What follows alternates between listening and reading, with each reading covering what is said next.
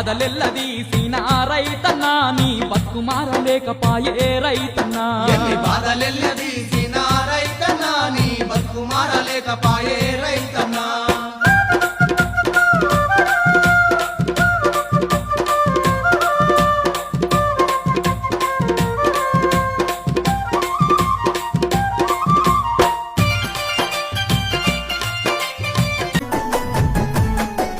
సెలయేళ్ళు పారుతుంటే ఓ పిల్ల ఎదగులుగుతుండే లోన